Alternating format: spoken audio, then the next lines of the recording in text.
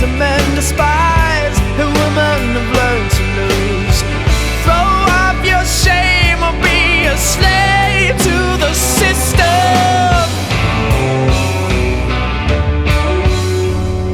We see you take another drag.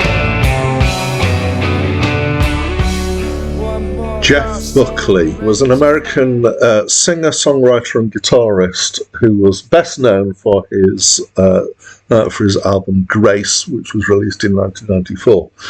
He was the son of Tim Buckley, who we've already had some albums from in this list, but apparently he only met his father once at the age of 8. So in his towards the end of his late teens, he started working as a session guitarist. He did that for about 10 years. Into the 90s, he started performing covers and then writing his own songs. He recorded and released Grace to critical acclaim, although it didn't sell well initially.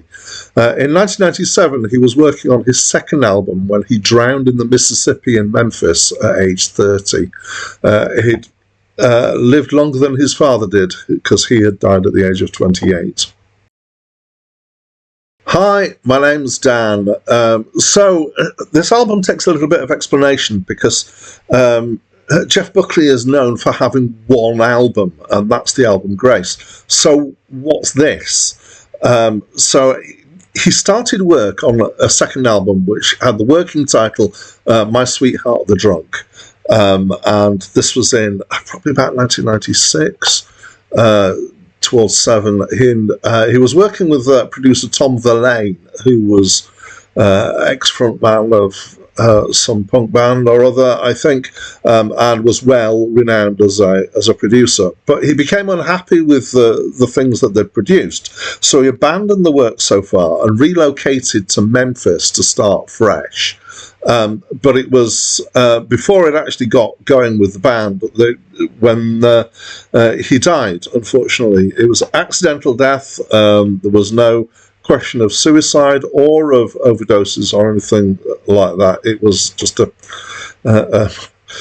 one of those things that happened. He drowned in the river. Anyway, they're kind of the story of what happens next gets a bit confused, but Sony started, who he was in contract with, started mastering from the Tom Verlaine recordings that he'd abandoned earlier. His mother was the keeper of his estate because he hadn't had a will, so it had gone automatically to her, and she wasn't happy with this situation. And they entered negotiations, and eventually they compromised on a double album. So disc 1 is the Tom Verlaine recordings that were then obviously mastered to kind of release quality. Disc 2 is a collection of other stuff. Most of it is demos. I think it's for what he was intending or his new ideas that he was having. Again, I'm not entirely clear on this, but they're most definitely released as is. So there's been no polishing done on them at all. So that's the kind of the background of the album. I'm going to find it, or I do find it very hard to think of this album in isolation because I've had a copy of Grace for many years. I'm a big fan. But this is actually the first time that I've heard this album. So if I didn't really know it existed until I come across it in this list. So disc 1's pretty good.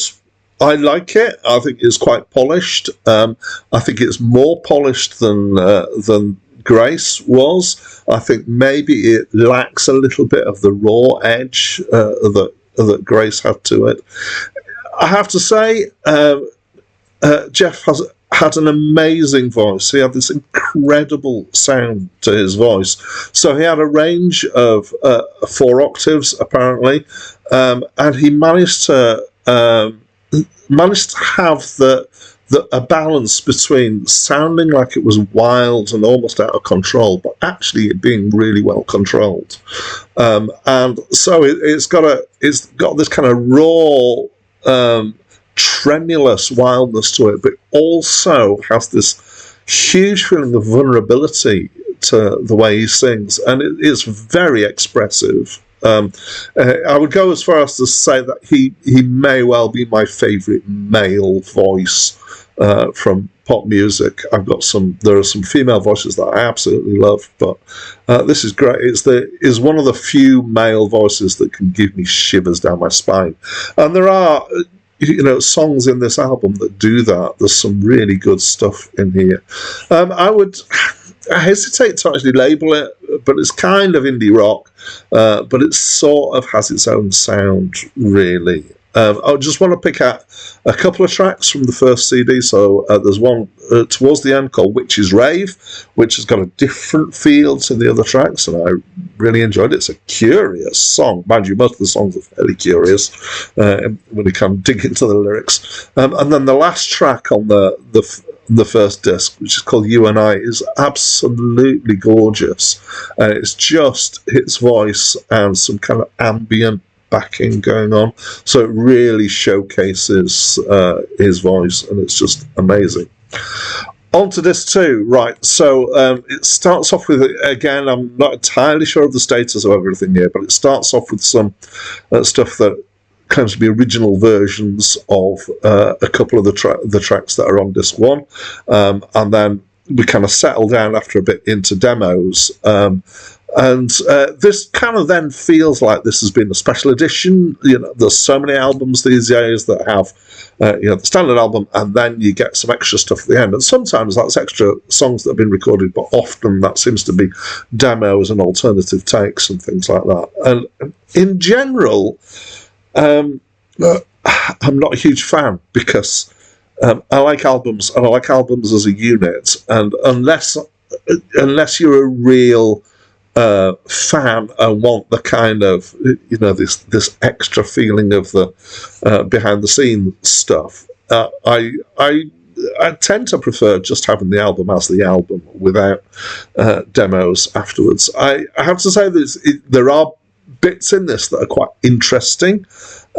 He really doesn't kind of hold back, and his singing's quite amazing at times, even for demos, but some of it's very raw. Some of it's got stuff in the background that seems to be in a completely different key. I have no idea if this was what he was intending to actually record.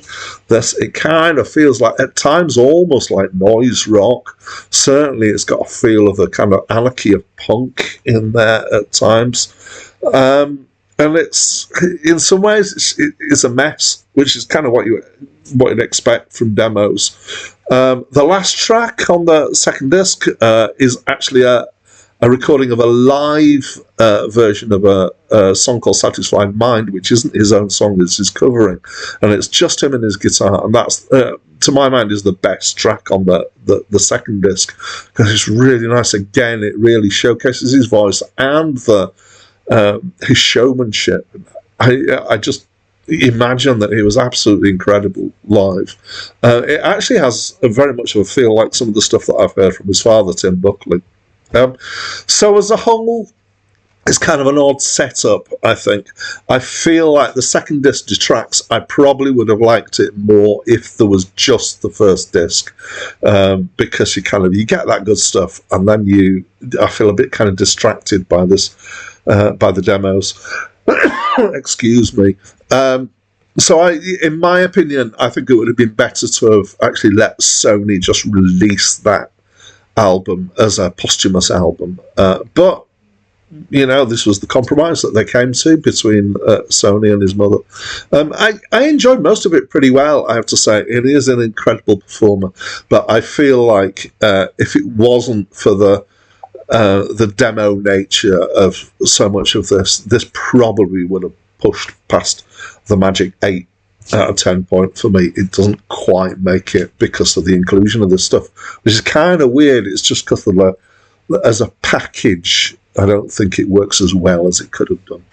So that's what I think, and I'd love to know what your thoughts are on this album.